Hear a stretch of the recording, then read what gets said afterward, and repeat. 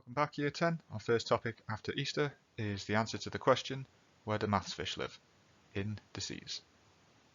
Now, indices are something that we've done before, and at this point in school there should be 4 rules that you're familiar with. That is, the multiplication rule, means you can add powers. The division rule means you can subtract powers. The brackets rule means you can multiply powers, and a power of 0 is always equal to 1. Wanted to do these as a sort of basic example. I'd like you to pause the video, just answer questions 1 and 2, and let's check if we're right. Okay, so question 1 is just a case of picking out the right rule. Here we've got a division, so we need to subtract our powers. So that's going to go to c to the power of 5. Here we've got a multiplication, so we're going to add our powers. So that's going to go c to the 10. Here we've got a bracket, so we're going to multiply our powers, so that's going to go to c to the 16, and this is another way of writing a division, so we're going to subtract our powers, so that goes to c squared. For the second question, there's a few tricky bits here, but let's work through them. For the first question, you need to first simplify the top, so we're going to have s7 over s2, so we use the multiplication rule first. Then it's in the division, so we're going to do 7 minus 2 is s to the power of 5. For the second question, it's just a multiplication, so we're going to add our powers. Remember that you're adding a minus, which is the same as just doing a minus. So we're going to end up with minus 2 here. Our answer is w to the minus 2. For the third question, this is division, so it's a subtraction, but we are subtracting a minus number. This means that we're going to add 2. We're going to end up with 6. So our answer is a to the power of 6. And then for the next 3, you've got to consider separate powers separately. So this first is a classic, I guess, grade 4 question. We multiply our numbers together first, because there's no special rule for them. 2 times 3 is always 6. Then we're going to add our powers of a, because it's a multiplication. And we're going to add our powers of c. And remember, if you've got a c on its own, that's the same as c to the power of 1. So we've got 3 plus 1, c to the power of 4. For the second question, we are basically doing a division. So we're first going to divide the numbers. 10 divided by 2 gives you 5. Then m5 over m2, we're going to subtract those powers, so that will give you m3. Then n4 over, again, n1, 4 minus 1, will give you n3. So 5, m to the 3, n to the 3. And then for this last one, it's a cube, so we're going to use the brackets rule of multiplying our powers. We're definitely going to end up with m to the power of 12. But what about what happens with the 2? Well, the 2 doesn't get times by 3 because the 2 is getting cubed. 2 cubes, that's 2 times 2 times 2, which is 8. So our final answer here is 8, 12. If there's any of those that you think you need to go over again, I'd well recommend looking up index laws on Hegarty and trying a few of the activities. But this week we're going to introduce some new index rules. And please remember, this is a non-calculator topic. It is very easy to type this sort of question, 36 to the power of a half, into your calculator, but we need to be able to do it without. This will come up on the non-calculator paper. Okay, so the first thing we're going to introduce is roots. If you want to write a root, then our power needs to be a fraction, and the number on the bottom of the fraction tells you what type of root it's going to be. So because we've got a 2 on the bottom here, that would be a square. We've got a square root. We've got a 3 on the bottom, so that means we're going to have a cube root. If we just had an n, that would be an nth root, and so on. So let's see if we can actually use that. So our first one, we've got 36 to the power of a half. There's a 2 on the bottom, which means it's going to be a square root. So what squares to give you 36? 6. You could say minus 6 as well, but when we're taking square roots, we just take the positive result in this case. 1,000 to the power of a third, it's a cube root because we've got a 3 on the bottom of our fraction. So we want to find the cube root of 1,000. And at this point, you might be able to guess them. I would look at the fact it ends in a 0 and think, well, that means my number's got to end in a 0 as well. but it's 10. 10 times 10 times 10 is 1000. You are meant to know the cube roots up to 10 cubed. Lastly, we've got 16 to the 0.5, and that looks a little bit different because we've been dealing with fractions so far. So the first thing you should do is change that 0.5 to a fraction, make it into a half, and then we can see half on the bottom. That means a square root. Square root of 16 is 4. Now we can be asked to do this the other way around as well, so we could be given something which is in a root and told to write that as a power, particularly if it's in algebra. So here we've got the square root of b. Well, we can write that as b, and the power is going to be, because it's a square root, 1 over 2. Here we've got the fourth root of f. That's going to be f, and then it's a fourth root, so 1 over 4. Here we've got like the nth root of 10 is how you would say this. And that's, again, no real difference. We're just going to have 1 over n.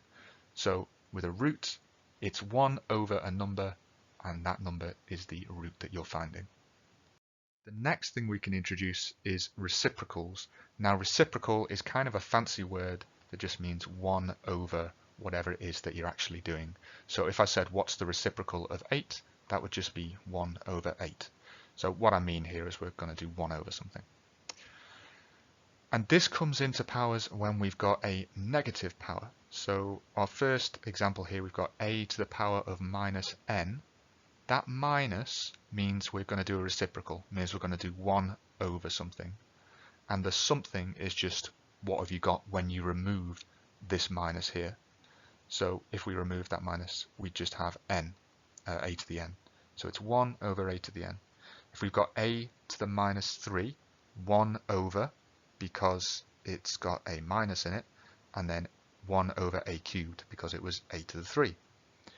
If we've got a to the minus a half, it's 1 over, and we could say 1 over a to the half, or we could use what we looked at on the previous slide and say, well, a to the power of a half, that's the same as the square root of a, so that's 1 over the square root of a. Okay, I'd like you to try and apply that to the 8 questions below here. Pause the video.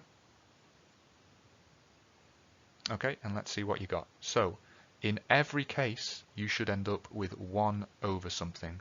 So I'm actually going to go ahead and write that all in to start with. Now, all you've got to do on the bottom of your fraction is ignore the minus sign. So 4 to the minus 2, that's 1 over 4 squared. 2 to the minus 5, 1 over 2 to the 5. 8 to the minus 1. You could have 1 over 8 to the 1. It would probably be better to say 1 over 8. And finally, 9 to the minus a half. Okay, so we could say 1 over 9 to the half, but that's not really fully simplified. We'd want to change that half to a square root, so it's 1 over the square root of 9, and we know the square root of 9 is 3, so that's actually 1 over 3. For the second row, it's just kind of writing stuff in reverse. They're all going to be a power of minus something because they're 1 over. So this is going to be b to the minus 5 because it's 1 over b to the 5. In cases like this second question, you'd want to change what's on the bottom to a power first. So we know a cube root is a power of a third because you've got the 3 on the bottom there.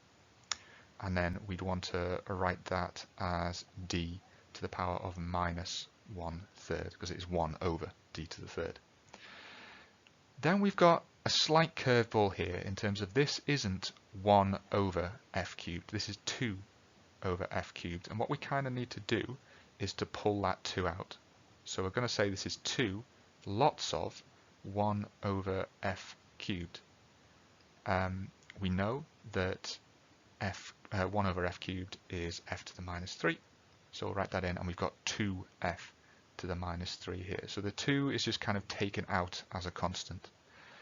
And lastly, we've got 1 over 4g squared. Now again, we want to take out that 4, and I think the way I'd probably look at it is this. I'd say this is the same as a quarter times 1 over g squared, because remember with fractions you multiply top by top and bottom by bottom. So 1 times 1 will give me the 1, 4 times g squared will give me the 4g squared. And so I can say, okay, so that's a quarter, and then 1 over g squared is g to the minus 2. So that's the basic idea with reciprocals. We can then kick this up another notch and we can introduce something I'm going to call flower power, which is if we have a fraction with a number that isn't 1. So our first example here is a to the 2/3. We've got a 2 on the top and a 3 on the bottom. Now all that does is we still use what we did with roots, which is that the bottom number tells us the root that we're going to have,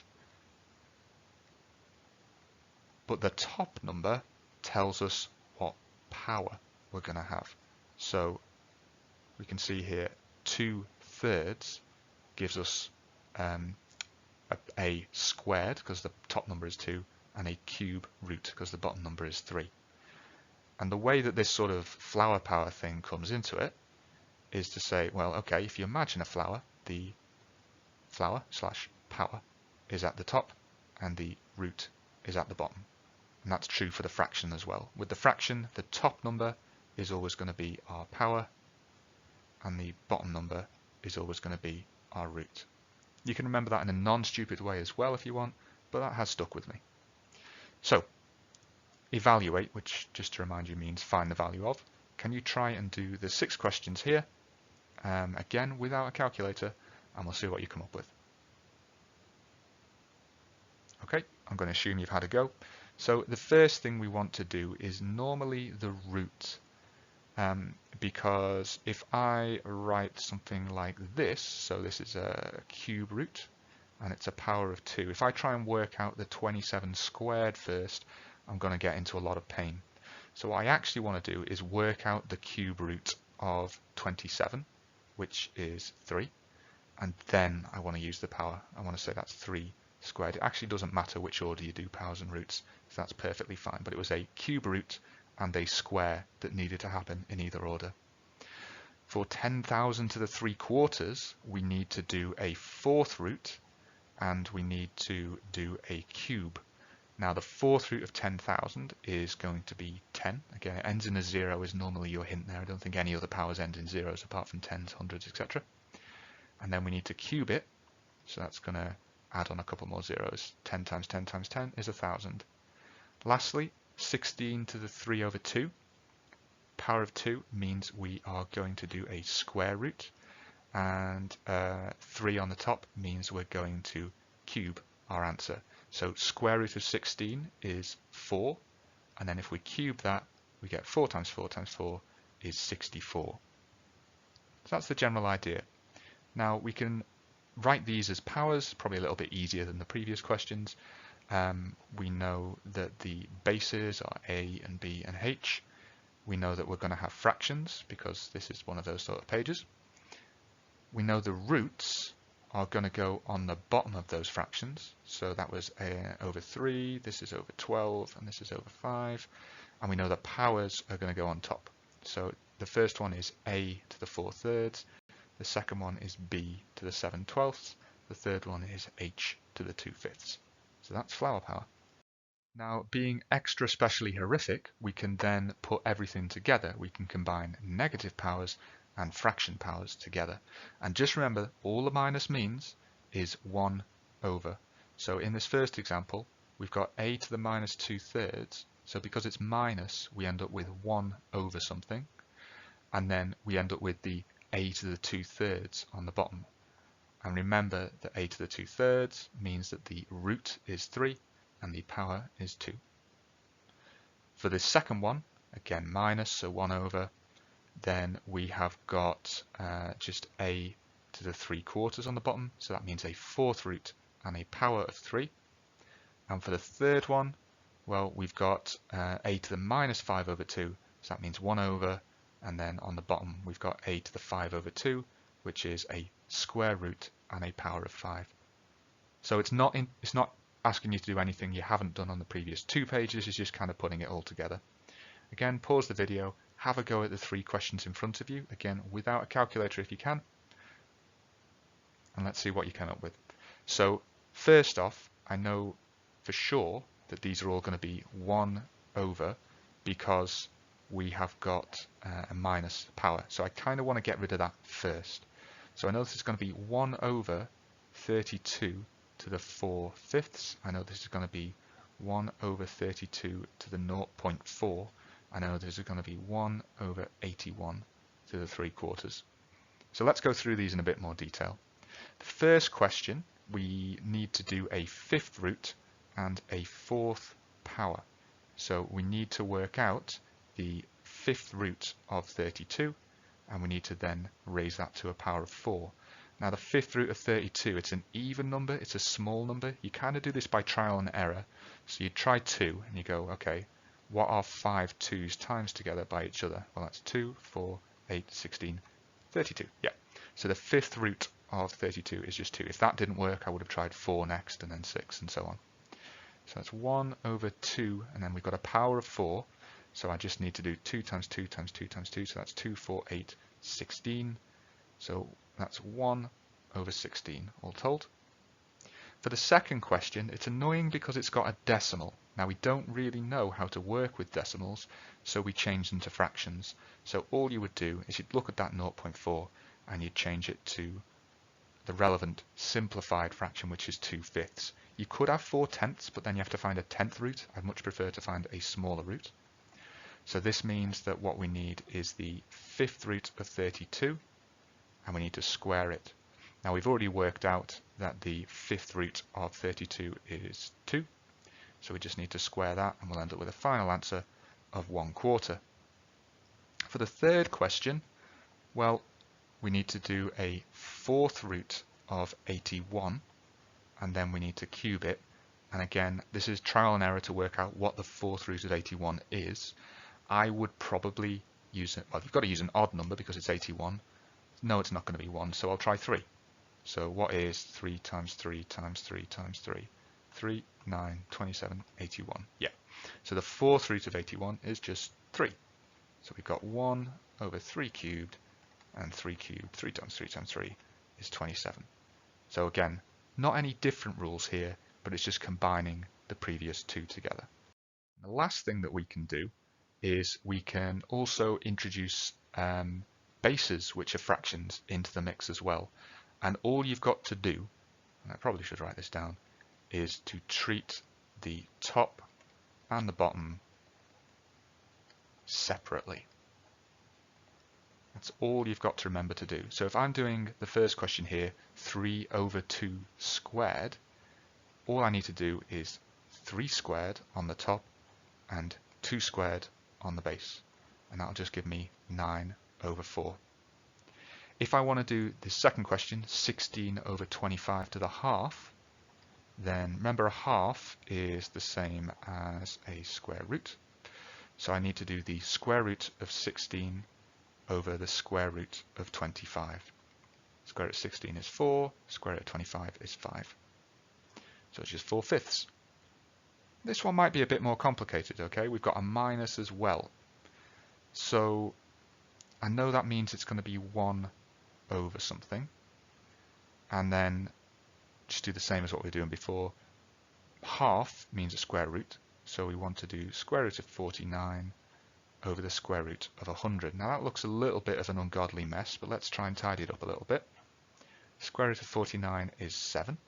Square root of 100 is 10. So we end up with 1 over 7 over 10. And there's a nice little trick here, which is if you do 1 over any fraction, you just flip the fraction upside down. It just goes to 10/7. The last question, kind of everything combined together, this is from a GCSE paper, towards the end of it, in fact, this is like grade 8.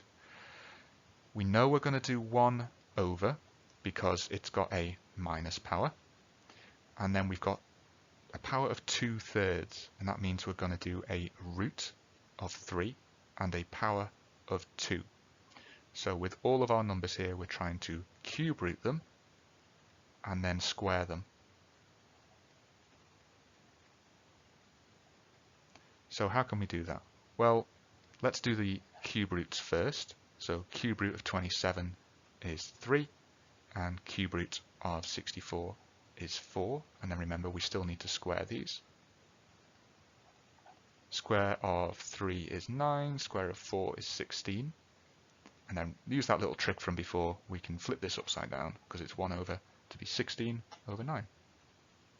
There's one last thing that I thought might be useful to go over, and that's writing stuff as a single power. Again, this is towards the upper end. We're talking grade 7s and 8s at this point. So if we want to write a single power of 2, that means that our answer has to be 2 to the power of something. Let's look through these 4. You can have a go first if you want. So what we're trying to do is to rewrite everything here as 2 to the power of something, and then trying to use some index rules to combine them together. First thing we've got here is the square root of 2. Now the square root of 2 we know now is a power of a half, 2 on the bottom. 4 is 2 squared. Makes sense. And then we go right back to the start of those index rules. If we multiply, then we need to add the powers. So that's going to go to a half plus 2. So I wouldn't really like to write 2.5 up there. I'm just going to write 2.5, or you could write 5 over 2, or however you're going to add up a half and 2. Okay, let's look across. So we've next got the cube root of 2 divided by 8. So the cube root of 2, that's 2 to the power of a third. 8, that's 2 cubed. So we need to do a subtraction with our powers here. We need to do a third minus 3. Now, if we want to do that, we probably need to change them to common denominator. So it's a third minus 9 thirds, which is overall minus 8 thirds. So this will give us 2 to the minus 8 over 3. Last two, about as tricky as I can make them. We've got 8 to the x times 16 here. So 8 is 2 cubed, but it's still to the power of x. 16, that's 2 to the power of 4. So what do we need to do with this 2 cubed to the x? We need to use the bracket rule. We need to multiply them together, the 3 times the x, which will give us 3x. And then we have a multiplication, so we're going to add those powers together, and we're going to say overall that is 2 to the 3x plus 4. Okay, now the very last question is kind of all of that together. So we're going to have on the top, and you generally want to work out the top first, 2 cubed, that doesn't need changing, divided by 2 to the power of a half, and then on the bottom we're going to have 2 squared. So on the top we need to do a subtraction of powers, so 3 minus a half, which is 5 over 2, or 2.5. So that's going to give us 2 to the 5 over 2 squared. And then it's another division, so we need to do another subtraction, 5 over 2 minus 2, which ends up equaling a half. So we'll end up with our final answer, that's just 2 to the half, or the square root of 2. Okay, this is a little summary of everything that we've looked at there. Best of luck. Please ask me if you need help.